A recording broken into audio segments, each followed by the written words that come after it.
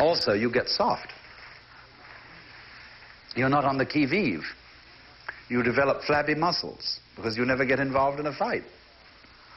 And so gradually, the successful group fails. The group which managed to obliterate all its enemies will fall apart. So, what are we to do about that? See, part of the whole joke of present-day international politics is that the United States, in order, with its vast prosperity and enormous facilities for living the lazy life, must have an external enemy to get excited about. And so, even though the Cold War is in a way total nonsense, and everybody who's in the know about anything knows it, that, for example, an atomic war between Russia and the United States would simply end the human race. But the populace has to be kept bamboozled. And we keep fighting wars like in Vietnam in order to keep everybody excited and in order to make a fracas and to give the soldiers practice. It's a horrible business. But that's the way things run. And the question is, you see, can we run the human race without awful bloodshed and murders and tortures and all that kind of thing? Can we somehow introduce a new kind of gamesmanship as a substitute for war? It's the same thing in business. Exactly. If you wipe out your competitor, then you have no reason to produce anything but a lousy product. And then you may make lots of money because you wiped out your competitors, you've got the whole market. And then you've got this money, what you going to buy with it? Well, there's nothing to buy except other people's lousy products who wiped out their competitors. Or who cheated the public by packaging the thing to look elegant, but it was nothing inside. That's all you've got to buy. So naturally, if you're a success in General Motors, you go and buy a Rolls Royce from England. Or you go and buy a Mercedes from Germany, because they happen to be better cars. Or if you want to make a lot of money in the clothing industry here, making wretched prints, and you want some good clothes, what do? Well, you have to go to Mexico and buy the things peasants wear, because they're still substantial, solid, damn good clothes. So you see, there's something always self-defeating in these attempts to succeed. You could say nothing fails like success. So for this reason, then, the Taoist always had an attitude of caution. Cautious, Lao Tzu says, as one who crosses a river in spring. That means either because of the spring floods or because the ice is still there and you're not quite sure how strong it is, because it's beginning to thaw. So, what the Taoist tries to develop is a sensibility to the situation. He tries to feel out intuitively what kind of action is required under these circumstances, because he feels that he can never discover it analytically with his conscious attention alone. Well, now, to talk in modern Western terms about how this is done, we must realize, of course, that we are equipped inside our heads with an absolutely fantastic thing called the brain.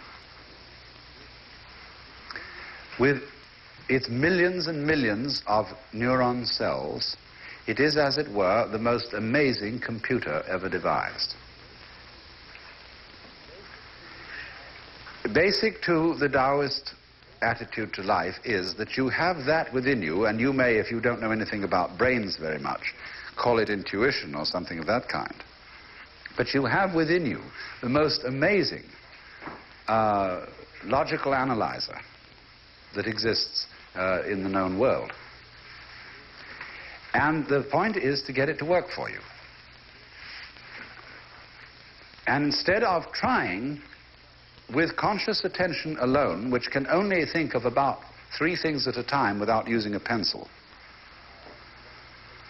That is to say, keep 3 variables in mind at once. Very few people can do 4 without using a pencil. You can do 4 if you're a trained musician, where you're playing 4 different lines of a fugue, say. You're keeping 4 variables in mind at once. With an organist, you can go from 4 to 6 because you've got your 2 feet, and they're playing too. But that requires a high amount of training to be able, with conscious attention, to keep these many variables in mind. But the world around us has infinitely many variables going in it. And you can reason out something with your conscious verbal thinking. Say you want to make a contract in business, and you figure out how to make it, whether it will be a good contract, whether it will work, etc., etc. And you think of all these things and write them down, and you make the contract, and you think that's fine. But one of the variables that you couldn't possibly include in the contract was that your partner would slip on a banana skin and break his neck. All sorts of things. I mean, the contract might make provisions in it if your lawyer was thoughtful for what was to be done under the case of the disability of any of the parties thereto, etc. But eventually there are so many possibilities that can occur that you cannot think of them all.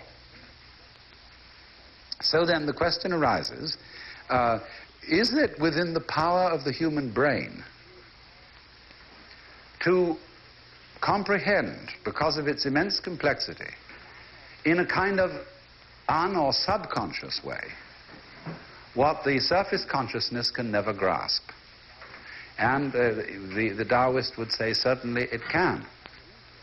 That you've got to learn to use your brain by allowing it to go to work on your problems without interfering with it.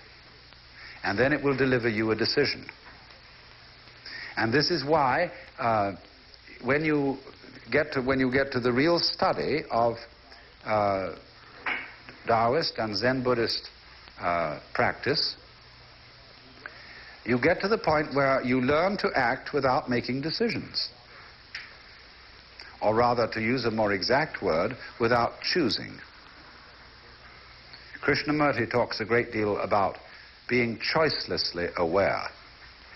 And he says freedom is precisely the state of not having to choose. Now that sounds quite paradoxical, because we're always talking about freedom of choice. But choice is not a form of freedom in the sense of the word. What is choice in the sense of the word? Choice is the act of hesitation that we make before making a decision. It is a mental wobbling. You know, some people, when they take up a pen to write, they don't just write, but they jiggle the pen around indecisively like this and then start writing. Or a person comes into a room and wonders who to talk to and sort of is in doubt, you see. In that moment, he's choosing. Whereas a person who comes into a room and decides who to approach, he doesn't wait to choose. We say he is decisive, but that's a funny saying because it means he doesn't stop to decide. So in the training in Zen Buddhism, which is simply a Buddhist extension of Taoism, Zen Buddhism arose out of the marriage of Buddhism and Taoism in the 5th century A.D. and over the following centuries. So they have a way of training you so that you always act without choosing. For example, there was one day a leaky roof, and there were a couple of monks attending the Zen master, and he said, the roof is leaking. One monk disappeared and came back instantly with a sieve and put it under the drips. Another monk, after some time, came back with a bucket. The master praised the one who brought the sieve. Now, the action wasn't exactly appropriate, I mean, you know, to catching rain. But the point was that he was in the spirit of the Zen discipline by acting without choosing. And you will notice this with certain people. Certain people never hesitate. They always seem, if something needs to be done, they seem somehow simply to grab something and do it. You know, which is a kind of a Zen capacity. But so what happens is this, that the teacher of Zen constantly throws curves at his students and puts them in dilemma situations where they have to act immediately. One of the things, of course, that you mustn't do is rush, because rush is a form of hesitation. Rushing, when a person rushes to get a train, he starts to fall over his own feet. See? So it really holds him up. It's like trying to drive at high speed through the water with a blunt-nosed boat. That's rush. But now what he's trying to get is a kind of a smooth, unhesitating, flowing action that is the response to the challenge. And it must be done with what is called, another use of this word, mu.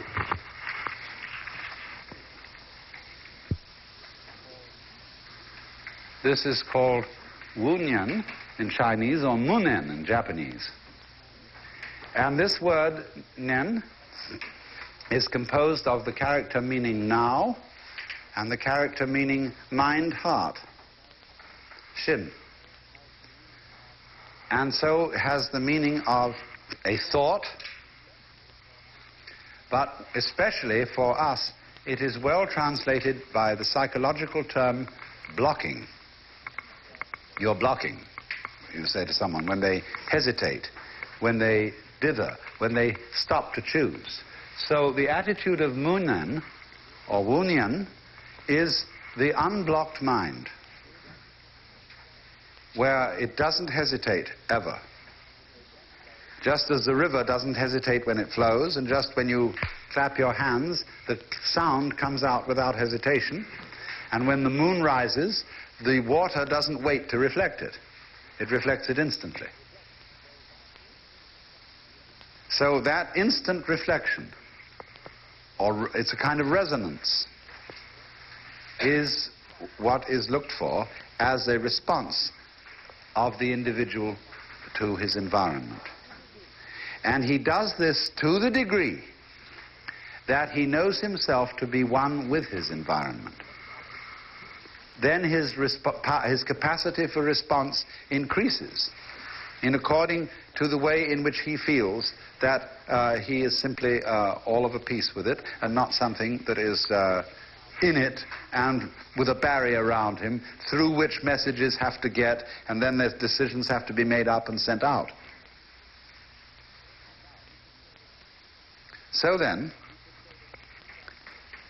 you could say that a kind of extremely subtle sensory awareness has to be developed as between the individual and his environment, so that he feels it out. Now, today, this sort of talk is very unpopular, because scientifically minded people, especially academic scientists, those who teach in universities, are exceedingly suspicious of intuitive reactions. They say, oh, well, you can get into all sorts of trouble that way. But the thing that they neglect to realize is that everybody uses it. Even the most meticulously careful, analytical, rigorous, sound scientist uses intuitive judgment after a certain point. Why? Because you may accumulate data forever, and you may decide that this is, on the whole, and taking all due things into consideration and procedures having been worked out, that this is the right thing to do. Why do you decide then? Mostly because time's up and somebody's pressing for a decision, or else you are bored to death with bringing in data, because you never know how much data you need to make a certain decision. And therefore, you may go on collecting data till all is blue, but in the last analysis, you'll work on hunch. And so much is actually, in the end, decided by flipping coins. And the pity of flipping coins for making decisions gives you only two choices, heads or tails, one way or the other. The Chinese have a more subtle way of flipping coins. They have a method of a 64-sided coin to flip, so that instead of just heads or tails, there are 64 possibilities of coming to a decision when you don't know what to do. This is called the I Ching, or the Book of Changes, where the symbols of yang and yin, that is to say, for yang, a straight line undivided, for yin, a line broken in the middle. There are 64 ways of combining 6 of these lines in a hexagram. And so there is a complex method when you have to make a grave decision for tossing. You do it by tossing sticks or coins, and it gives you one of these 64 figures. Now, if you are very wise and have studied the Book of Change for a long time, you don't need to use the book. You just look at what the figure is, and you can tell what it means. Because you see, these figures are made up of each 6 hexagram figure is made up of 2 threefold components. That has 2 components, of which this one is water, and this one is heaven. So you will have water over heaven. And a person very skilled in the interpretation will feel out the meaning of water over heaven. But actually, if you are not so skilled, there is the book. And for each of these hexagrams, the book has an oracle. And it tells you in curiously vague and yet curiously precise terms the meaning of this hexagram. And then you, in the light of your own situation, make up your mind what it's saying to you. In the light of the problem that you've raised, the question that you've asked, the decision that you had to make, you will find invariably that these 64 choices are one of them, or indeed all of them. But you have to pick one of them because you are, after all, tossing a coin. But it has some peculiarly appropriate thing to say to you under your circumstances, and it's just like having a conversation with a very, very wise old gentleman.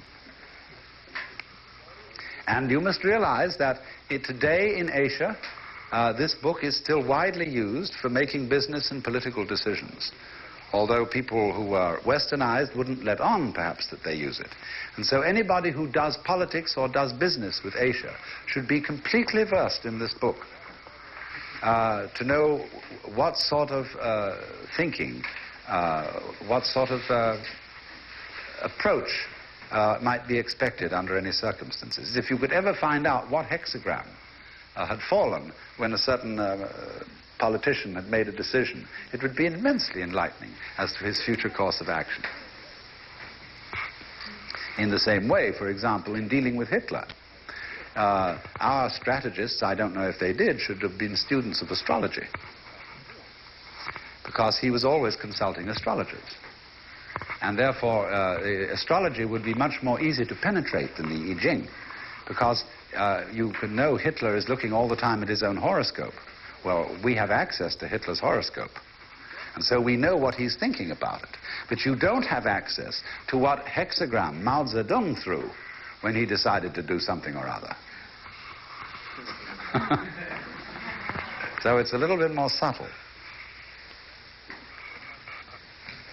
Well then, I'm making the point then that our scientists are very suspicious of the intuitive judgment. But nevertheless, they all use it in the end. And so it has made this suspicion that science has of intuitive judgment has filtered down to the average person in terms of a mistrust of his own intuitions, of the marvelous analytical powers of his own brain. And so we are always in a dither of doubt as to whether we're behaving the right way, doing the right thing, and so on and so forth, and lack a certain kind of self-confidence. And if you see you lack self-confidence, you will make mistakes through sheer fumbling. If you do have self-confidence, you may get away with doing entirely the wrong thing. The British have an enormous degree of self-confidence. They know they're right, and they don't even question it. I mean, there are certain kinds of British types who are absolutely, their aplomb is unbelievable. And you can't shake them. I wouldn't dream of it. They're not even defending themselves. They know they're so right. And therefore they can allow any kind of political revolution, total free speech. All sorts of things can go on, which make Americans very nervous because Americans don't have the same degree of aplomb. They're not quite sure, you see. When you're an aristocrat and you've been brought up for generations in the right schools, and there's never any doubt whatsoever, you don't even have to mention the fact that you're an aristocrat. See? I mean, that's why aristocrats know how to treat servants. But they never take it out on their servants in the sense of having to emphasize their own superiority. Because they know they're superior. They don't even question it. See? Well, this is an extraordinary kind of nerve that they've built up. And so the only way, you know, you can do this is, first of all, in Zen practice, the thing that you have to understand is this. You have to regard yourself as a cloud in the flesh. Because, you see, clouds never make mistakes. Did you ever see a cloud that was misshapen? Did you ever see a badly designed wave? No, they always do the right thing. Now, so as a matter of fact do we, because we are natural beings, just like clouds and waves. Only we have complicated games which cause us to doubt ourselves. But if you will treat yourself for a while as a cloud or wave, and realize that you can't make a mistake, whatever you do, because even if you do something that seems to be totally disastrous, it'll all come out in the wash somehow or other. Then, through this capacity, you will develop a kind of confidence, and through confidence you will be able to trust your own intuition. Only the thing that you have to be careful about is, and many people who have not understood Zen properly fall into trouble here, is that when they take the attitude that I can't possibly make a mistake, they overdo it, which shows that they don't really believe it. So a lot of people come on and say, well, in Zen, anything goes. You're naturally with it anyway. You are a Buddha anyhow, and I'm going to prove I'm a Buddha anyhow by breaking all the rules. And so you put on the weirdest, filthiest clothes, and you go and steal things and all kinds of things like that. That's overdoing it. That shows that you haven't learned. You're overcompensating.